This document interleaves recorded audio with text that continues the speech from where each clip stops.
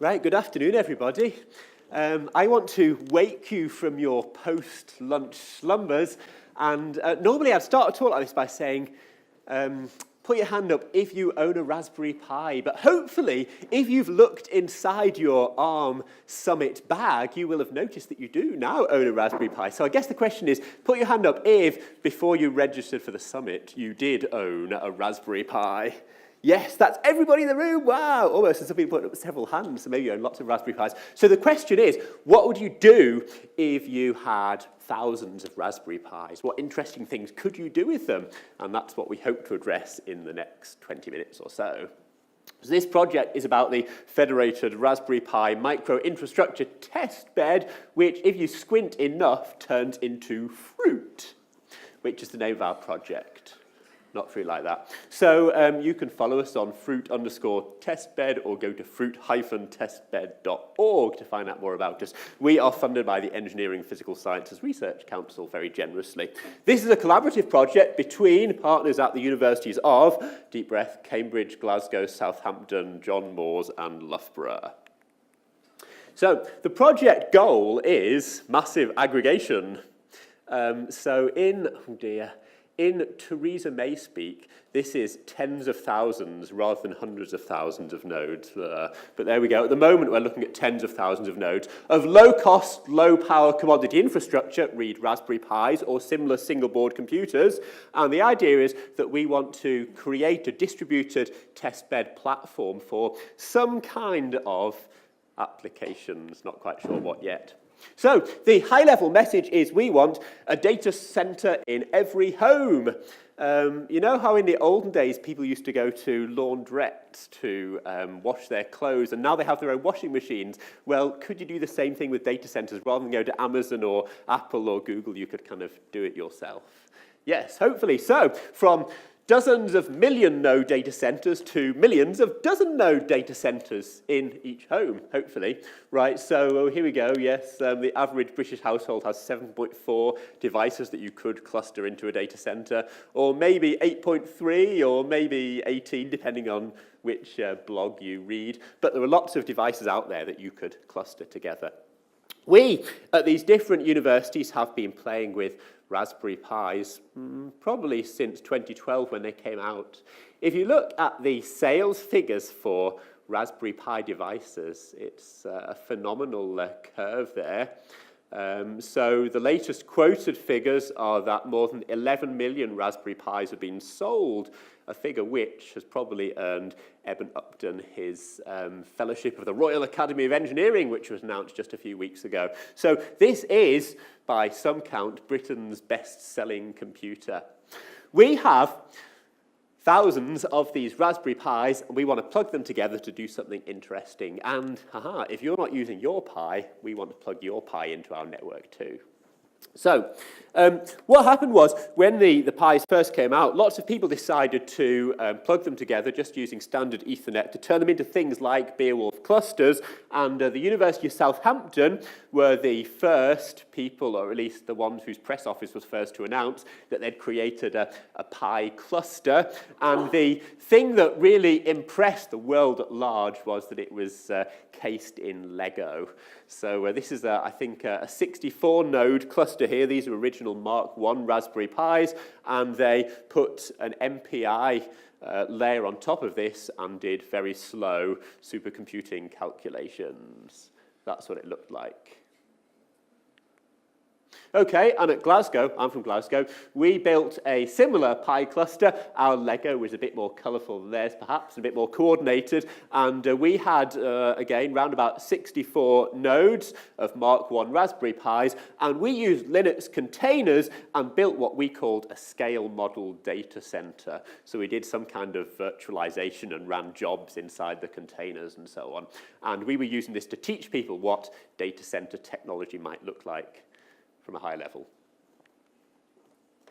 At the University of Cambridge, my colleague Aiko, who may be somewhere in the audience, stuck Raspberry Pis onto people and dug out boats in the Amazon, that's the Amazon rainforest, not Amazon the data center people, and then used it to do some kind of monitoring of people and vehicle movement in the jungle, and then used this in a delay-tolerant network to gather the data and find out interesting things about what was going on. So again, this is some kind of decentralized Raspberry Pi cluster here.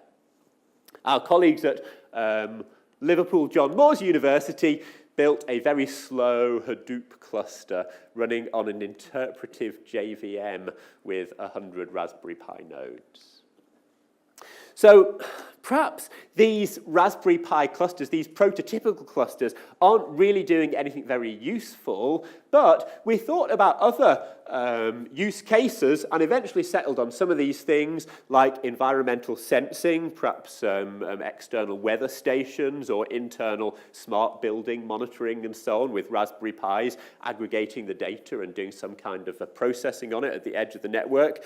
Doing delay-tolerant networking, as ACO did, where you've got these data mules moving around and collecting data. Or if you can make your Hadoop cluster a little bit better, maybe you can do low-power big data.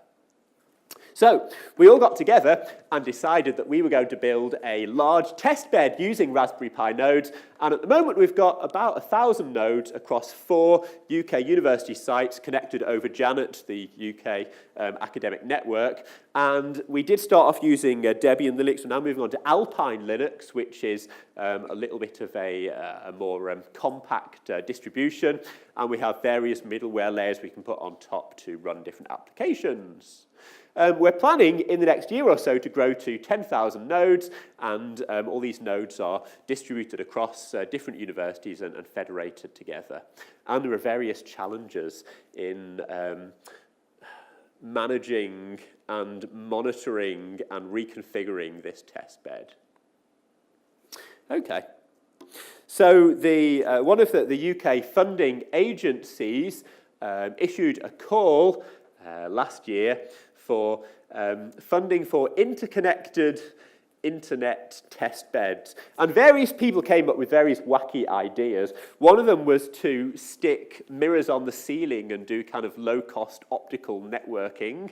Another one was to do IP over smell. So I kind of make a scent and then kind of blow it towards you, and you can kind of have internet packets going with this scent. And we said, well, why don't we do something crazy? Why don't we build our kind of Raspberry Pi test bed as a kind of internet test bed environment? And that's what we're doing, and we want your help. So if you have a Raspberry Pi and you're not using it, please consider donating it to us. And you can do this by simply, if you live in the UK, sticking it in a parcel and writing free post Pi cycle on your parcel, then dropping it into a red Royal Mail letterbox, and it will come through to us eventually, and we'll stick it in our test bed. Consider also what you might use this test bed for, possible use cases for this platform. And if you're interested in sharing our test bed as well, you can either host your applications on our test bed. So at the moment, we're supporting things like Docker containers and so on, and you can package up your application and run it on our test bed. Or you could replicate our test bed. All our software is open source, and you could build your own test bed in parallel, or you could federate your nodes to join our test bed as well. And the idea is that this infrastructure is going to go viral, hopefully. So probably you're scratching your head at this point and thinking, well, what would you actually do with a Raspberry Pi cluster that would be interesting and sensible? So if you look at the literature, of which there is lots, you'd find that most people are simply building these kind of small-scale clusters to serve educational purposes. So they're saying, well, in our undergraduate class, we can connect together Raspberry Pis to build a small-scale data center and teach people about data center technologies. This isn't only of use in university curricula, but also people like the Edinburgh Parallel Computing Centre and GCHQ are building Raspberry Pi clusters and take them into schools, so school kids can have some kind of experience of networking technologies and stacks. But there are other more interesting use cases as well, I think. So edge computing is one of them, and that's what we've been doing with our systems, kind of collecting sensor data and doing machine learning on the edge. Disposable computing as well. So if you think about it, right, Raspberry Pis are effectively free. Okay, so they kind of give them away on the covers of computer magazines and things like that these days. You know, you used to get a CD on your magazine for your computer. Now you get a computer on your computer magazine cover. So these are free resources. Can we kind of create an effectively disposable cluster? So not the computer, but also all the infrastructure surrounding it to make the cluster is disposable. And then you can deploy these in harsh environments where you're not expecting them to survive. You kind of, fire and forget your cluster. Resource-constrained computing is another possibility. So at the moment, Pi clusters are probably operating at megaflops per watt. If you look at the green 500 supercomputing list, then machines on that are gigaflops per watt. So it's not, too many orders of magnitude out. So resource-constrained computing is certainly a possibility. And if you think not just about kind of megaflops per watt, but about things like megaflops per renewable watt, then effectively, if your Raspberry Pi cluster is powered by a solar panel, then all your flops are free. And that's a kind of interesting way to consider rebalancing the equation. Number 5, if you were here yesterday, then perhaps you attended the Going ARM panel and you thought about ARM in the next generation HPC environments. Well, you could try out your next generation HPC environment or your ARM data center by building one of these Raspberry Pi test beds. And indeed, Mythic Beasts, the Cambridge-based ISP, will let you rent a Raspberry Pi in their data center for £6 a month. So Raspberry Pis are kind of utility computing in a rather resource-constrained way. Okay, but let's go beyond clusters and let's think about federating not just, individual clusters with some kind of cluster node management, but about having multiple clusters or kind of individual Pis in the wild and having, if you like, clusters of clusters in this kind of setting here. Some of these devices will be behind NATs and so on in kind of firewalled domains. Others will be on the public internet. And we want a way of hosting and managing all these Pis as a kind of coherent test bed. That's the software and hardware vision that we have with our Fruit project here. So just quickly, some key challenges in this project. In terms of the hardware, we want to pack our Raspberry Pis very densely. So these are Pi 3 boards here, which have been crammed together, and we're going to think about distributing power over the kind of metal pillars there, and then we can just feed in Ethernet around the back here on either side. So you can have quite dense Raspberry Pi units clustered together. In terms of the software, we want a secure way of doing peer-to-peer configuration and updating of our nodes, and we are using technology like Surf to distribute torrent files, which allow us to download Puppet configuration scripts that we can then run on our nodes to provision them and set them up for the particular software tasks we want them to run. So this infrastructure is currently being created and tested in our test bed at the moment. And then the kind of applications we might want to run on top include things like machine learning at the edge, volunteer computing, and so on. So what we want to do from a high-level perspective is move from kind of big data centers to micro data centers. And you can help us by donating your Raspberry Pis or by building your own Raspberry Pi cluster and federating with our managed cluster system. And we think micro data centers are the way to go in terms of energy efficiency, in terms of data privacy, and in terms of using these devices which are scattered around your person and your home. So if our project, which is just really kicking off at the moment, is successful, then we're going to have a record-breaking Raspberry Pi-sized cluster. We're going to have this distributed test bed of single-board computers. We're going to have some interesting demonstrator apps, and we're hoping to build a flying data center. So imagine your kind of disposable data center on a drone flying around and doing useful things. Okay, a short commercial break at this point. So, at the University of Glasgow, we are running a MOOC on Haskell. If you're interested in learning Haskell, you can start our MOOC. It begins next Monday. Just Google Haskell MOOC, ignore the advert, some people paid, and we're the first kind of non-advertisement on Google if you look for Haskell MOOC. Okay. And the second thing is, if you really do want to give us your Raspberry Pi, so we don't want to steal these from school kids who are going to learn about computing, which was the original motivation for Raspberry Pi, of course, but you know about computing already, so give us your Raspberry Pi, and we'll put it to good use. Okay. Good. So a very brief demo. Of course, I run the risk that the demo doesn't work, but let's just see if we can get this to work here.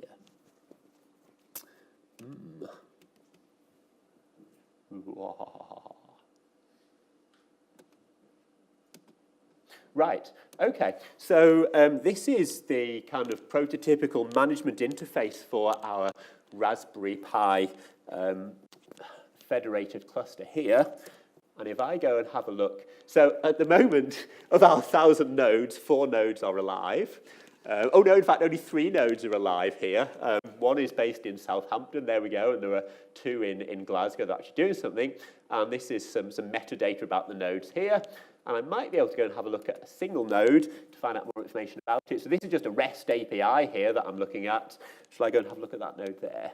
Let's see what that says. So I should have an uptime and a heartbeat and so on. This is probably Greenwich Mean Time, never mind. And I can also, if I want to, go and fetch the SD card image that's running on that. Oh no, I can't. I thought I could. I think if I type in OS there, it should fetch the image. Oh dear, it's all gone horribly wrong. But anyway, you should be able to, in theory, fetch the SD card image for the Raspberry Pi, and then you can put that on your own Pi, or you can register your node with another RESTful API call and say, here's my Raspberry Pi, here's the metadata about it, and then we'll serve you an image that you can then use to boot your Pi. So at the moment, this is kind of a manual process. You kind of have to do it interactively, but soon we'll be able to net boot your Pi into our managed cluster. So thanks very much. That's all there is to say about the Fruit project, and I'd welcome your questions. Or your Pis. Thank you.